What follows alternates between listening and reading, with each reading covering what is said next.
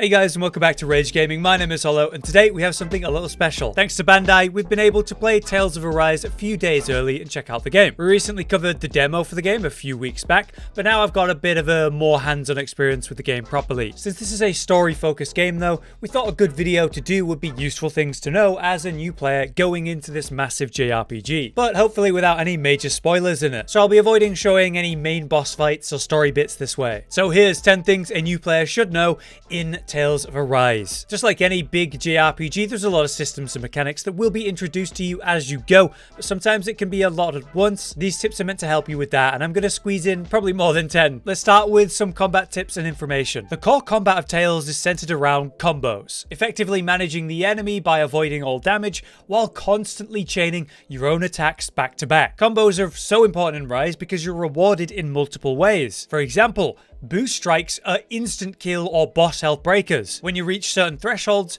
you can boost strike an enemy and likely instantly kill it, right? That's super important in a fight with many targets. You want to clean them up as fast as possible to make the fight as easy as possible. And through combos, you're actually able to boost strike more often. So here's how I think you should do combos after my first 10 hours of gameplay. You have a ground basic attack combo and an aerial basic attack combo. And then with that, we have the 3 arts for ground attacks and 3 arts for aerial attacks. So ideally, you want to weave an art into each basic attack combo to reset, and then basic attack combo into your next art again. Importantly though, you should know that you can only knock up targets once they've actually been staggered, aka broken. So when you see that break text above a target, that's when they've been staggered, meaning you can now knock them up. To keep it simple though, I suggest you do a basic attack combo and weave an art from the ground, and repeat that until you see a break, and then just juggle your enemy by knocking them into the air and squeeze as many basic attacks out and aerial arts as you can. Something as simple as that can net you around a 20 or 30 hit combo in the early game, and of course it's only going to get crazier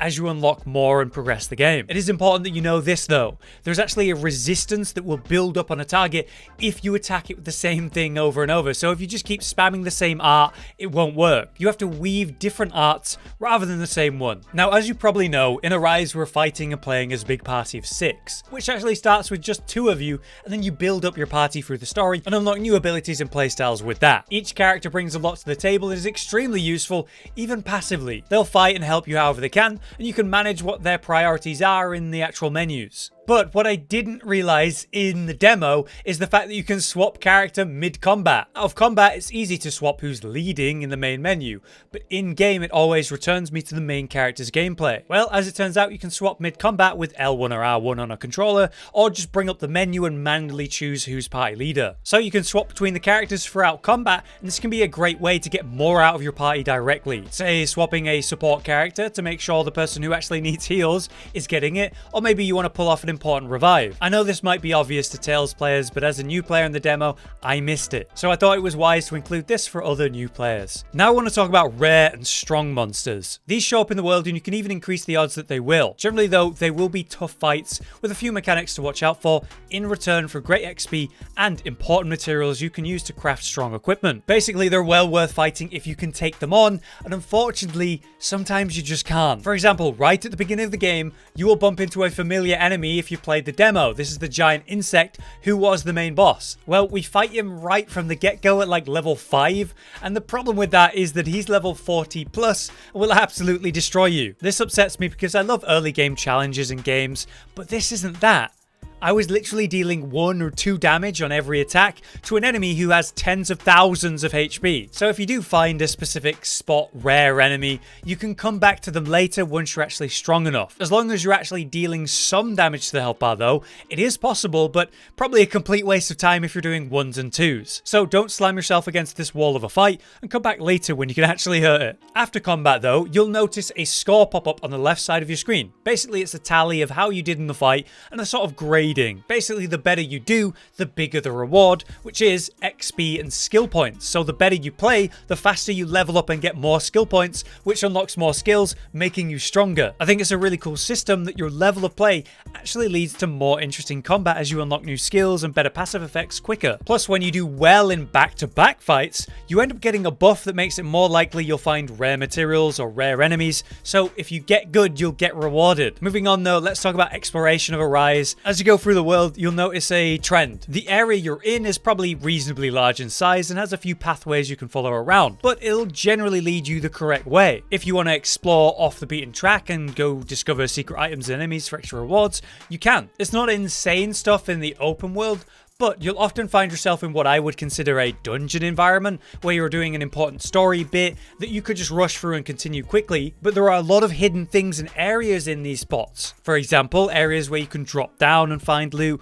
or maybe there'll be a locked room that you can unlock by finding a different hidden button. This way you'll get important equipment that you otherwise would miss, like getting emblems early on, or just good materials. Maybe you'll find strong enemies, and they're worth a lot of XP. So while things aren't super hidden, I do think you can miss these secrets and extra items if you're rushing through. On that note, we probably should mention the owls. These little guys are all around the world in the 5 main zones, and when you interact with them, they'll reward you with a cosmetic item. The owls can be anywhere, in a hub or town or out in the world, but when you're near them, you'll hear them making sounds. Each owl rewards one cosmetic that it's actually wearing, but later on in the second region, you'll unlock the owl forest, which is kind of interesting. Basically, there's an owl king and queen who will reward you based on the amount of owls you've actually saved. In this case, I got a darker set to wear as my cosmetic. We can even see how many owls we've found in each region by the trees they're sat on.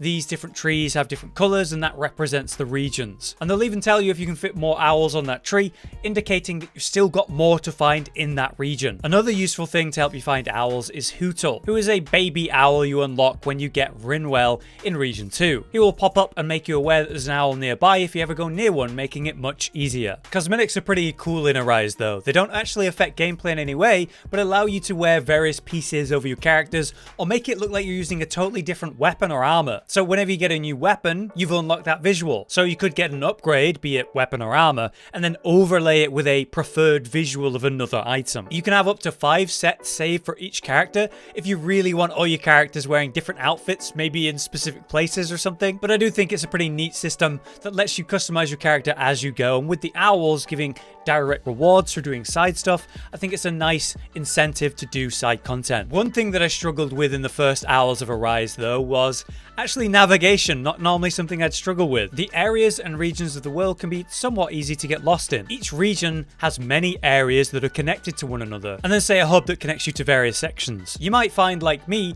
that sometimes you don't really know where to go after your last conversation. So at any time you can actually pull up your quest log and see a list of your missions, be it main or otherwise. Then while selected, you can have it open the map on the destination of your objective. From there, it could just be a fast travel point, or you just want to work your way back through each connected area to work out which way to go. It won't be long into the introduction of the game that you will unlock fast travel, which will help, but often during story, you suddenly won't be able to fast travel. So being able to check where you actually need to go and working your way backwards can really help. Lastly, one thing I wish I'd known more about in the game as I was going was the titles, which return in Arise for Tales players, but do work in a different way apparently. Basically, by fulfilling title requirements, you'll get a new title, and each character has different titles to unlock. These serve as your skill trees of a sort, giving you important passive upgrades when you unlock them, or the ability to unlock new abilities entirely, all costing skill points. We earn skill points by just playing the game and leveling up, and more skill points, as we said, by playing well and winning fights with a good score. For a new player though,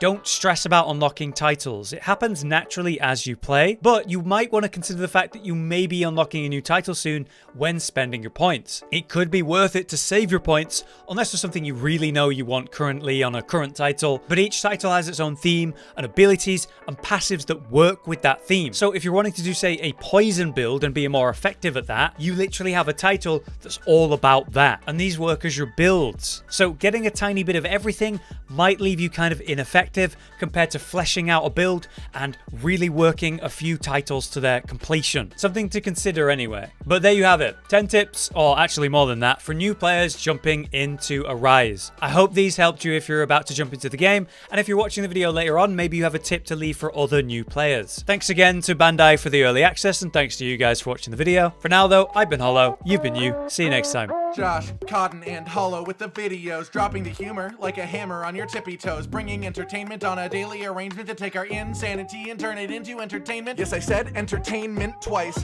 to reiterate that it is nice to look into your faces on a mostly daily basis when you let us in your homes to make the whole world a stage. Goodbye.